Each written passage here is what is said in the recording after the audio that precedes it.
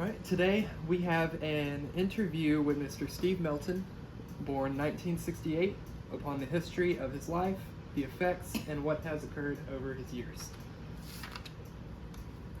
So may I ask you, can you describe your earliest moments of your life? Like your memories, what are some early memories that really take effect into who you are today? I'd be going to my grandparents' house in Arkansas. I went there about every 2 weeks. And it was my favorite place to go. Okay. How are they? How are your grandparents? They were very religious, they were very strict, but they were very understanding. There was no television, they didn't believe in TVs. My grandmother would get up and cook breakfast every morning. Papa had a pond we would go fish out of. And he had another pond that we would go shoot snakes and turtles out of. That's where I learned how to shoot. Okay.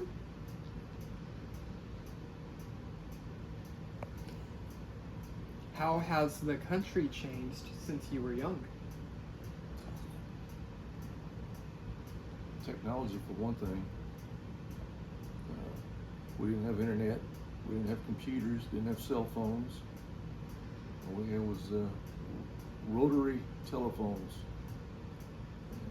We went from having party lines to now everybody has a cell phone. It's a computer. Oh yeah, and that's all I know too. That's all I've been born into. Are there any significant historical events that you remember during your lifetime? 9/11. 9/11, it's a big one. What were you doing whenever 9/11 happened? I was at work, and we heard about it.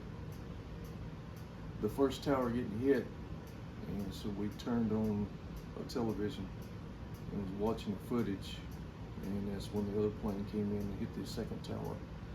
Goodness.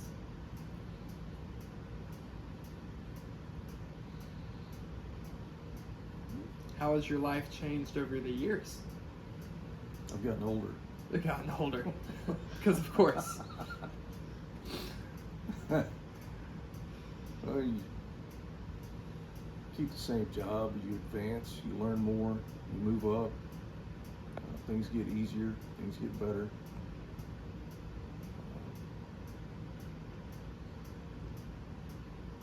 There's more conveniences now. The cars we used to drive didn't have computers in them, didn't have screens in them. Yeah, the world's built on convenience, of course. 8-track radios, if you were lucky. There was no GPS. You used road maps. There was no backup cameras. So things have certainly got a whole lot easier. Definitely. Upon your job, what has made you choose that career path? What led you to it? When I was a kid, I liked tearing things apart and seeing how they work, seeing how they were put together, building things. So, and I always liked drawing, so that kind of led me to get into engineering. Yeah, kind of conglomerated it all together. There was not a love for math. But part of your job, definitely, right? It's absolutely math, yes. I could imagine. Lovely.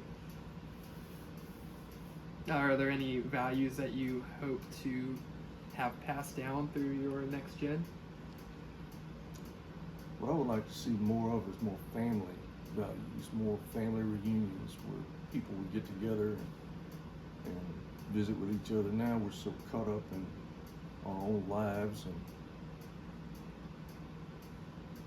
we don't necessarily have that whole family bond that we used to have as kids.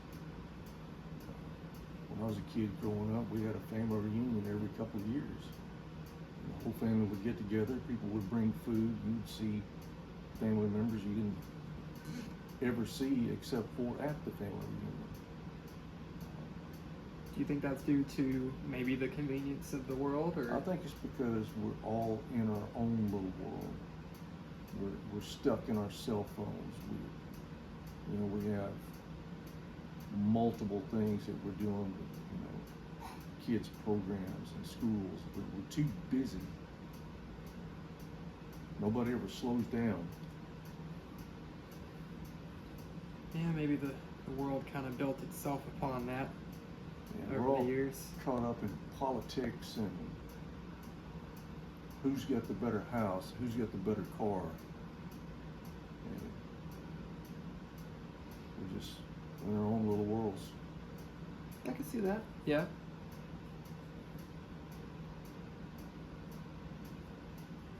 What was your first job whenever you were growing up? I worked at Pizza Hut. Okay. I cooked pizzas. Must have been fun. It was fun. I worked with a friend of mine. We would make little pizzas and go back in the freezer and eat them. We weren't supposed to, but we did it anyway. Part of the job. The manager knew we did it. He just didn't care. As long as we showed up to work, did our jobs. I made good pizza. Oh yeah, I'm sure.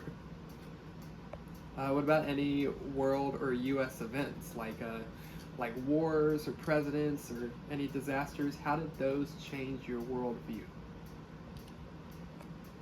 Well, you don't think about them as a kid, and you don't really watch the news until you get older. So it really didn't affect me as, even in my 20s and 30s, I didn't really care about politics or what's going on in the world. But now it's kind of in your face. Definitely, it's all over. It's everywhere. It's become more prominent even with younger people now. We had the Iraq War, we had Afghanistan, and now we've got politics where the left and far right, and it's the world is not in a good place right now. Definitely. Do you have any specific hobbies or activities that you enjoyed from being a kid to a teenager to being maybe young adult and above? From the very first time I saw one, I was infatuated with them. Motorcycles. Motorcycles. From day one. When I saw one going down the road, I knew that's what I wanted to have. And I eventually did get one. And I learned how to work on them. It's fun working on them. It's fun building them. It's fun riding them. There's nothing that's not fun about a motorcycle except the price. Agreeable, definitely. The cost of parts, the cost of buying one, everything. It's not an expensive hobby, but it's certainly a fun one. It's a big toy for adults. Absolutely. And what about who or what has shaped your personality the most that you can bring to mind? My wife. Very significant person of your life, absolutely. Has changed my personality 180 degrees. I used to be a little arrogant. A little bit. But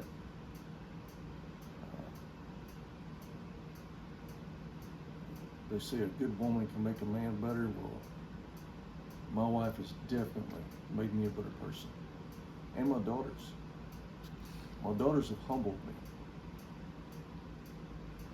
They taught me patience. It's a learned thing. It's not something you're born with. It's something that you learn. And I've got a lot of patience now.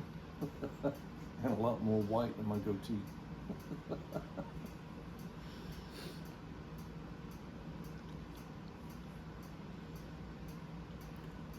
Well, good.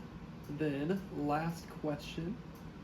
What traditions or values were the most significant to you when you were growing up?